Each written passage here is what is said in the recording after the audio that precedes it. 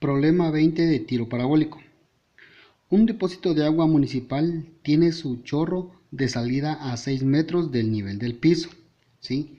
A 6 metros del nivel del piso. Ese sería el eje Y, o sea, el vertical, ¿sí? Del piso, está aquí, que es 6 metros. Luego dice, como se observa en la figura, al abrir la llave, el chorro tiene un alcance de 8 metros. Ese alcance es de este punto hasta este punto. O sea que tenemos un alcance de 8 metros. Luego, vamos con el inciso A. Dice el inciso A, calcular la velocidad de salida del chorro. O sea que están preguntando la velocidad inicial en X. Sí, la velocidad inicial en X. Acuérdense que este es un MRU. ¿Sí? Este punto, todo su velocidad va a ser un movimiento rectilíneo uniforme.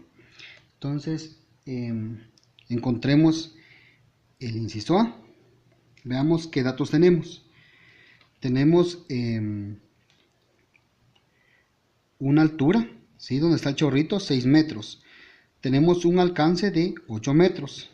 Tenemos una velocidad inicial en X, que es lo que nos están preguntando. Para ello vamos a necesitar el tiempo, ¿sí?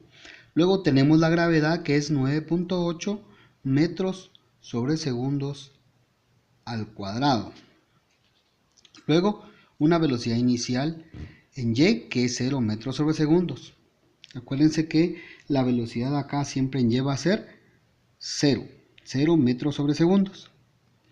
Entonces, empecemos encontrando la ecuación del tiempo. Encontremos la ecuación del tiempo.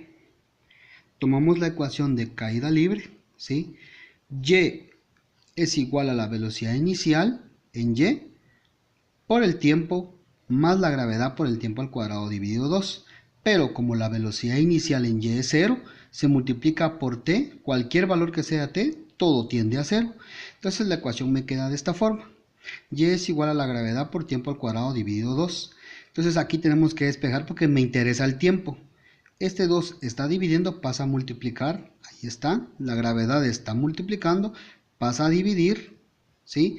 Luego por ley de radicales le doy a ambos lados raíz de 2y partido la gravedad es igual a la raíz de t cuadrado, puedo cancelar y me queda solo t. Entonces la ecuación me quedaría así, t es igual a la raíz de 2y dividido la gravedad. Entonces, ya podemos sustituir valores.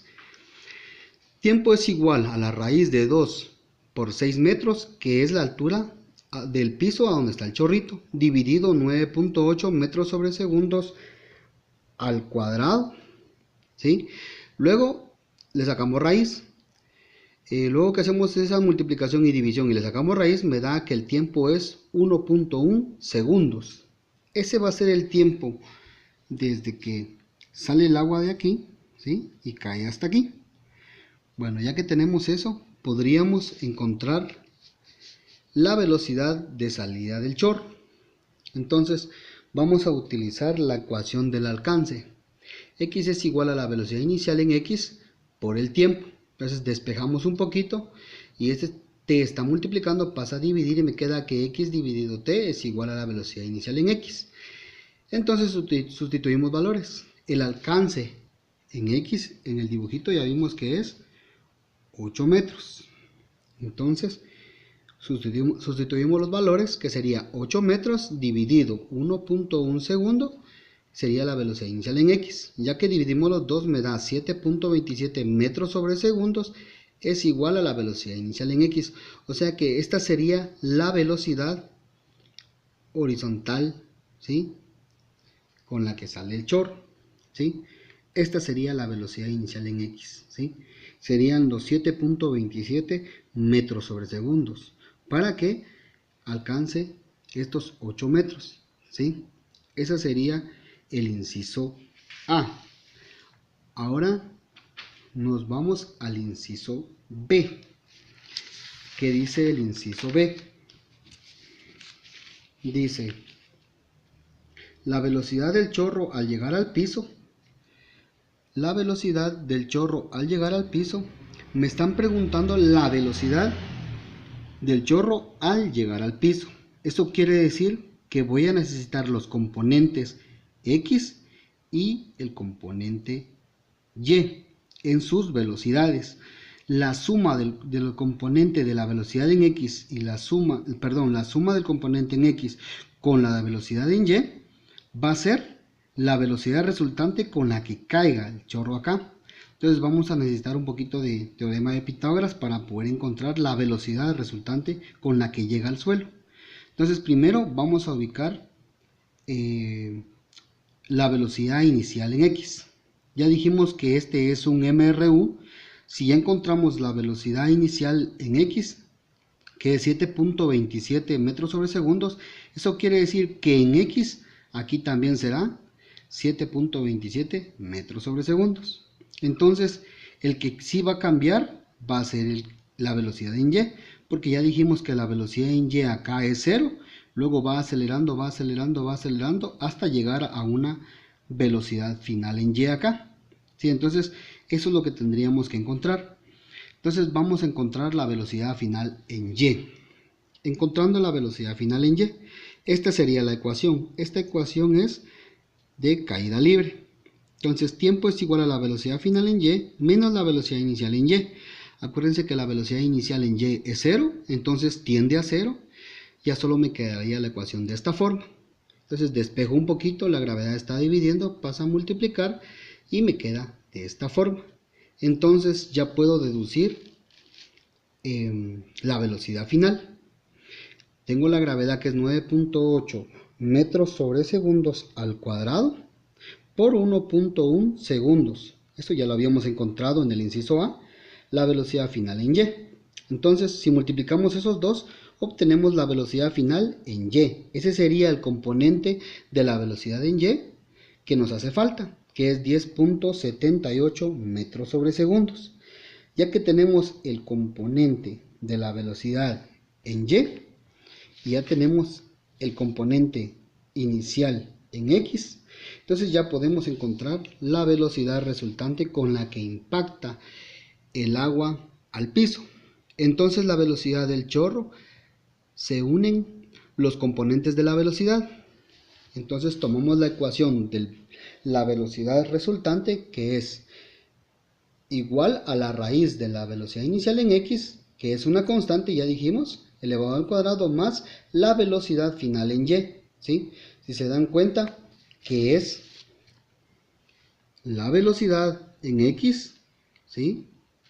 Sería el componente de la velocidad en X, y la velocidad final en Y, ¿sí? Es la suma de los dos componentes, eso sería el vector resultante.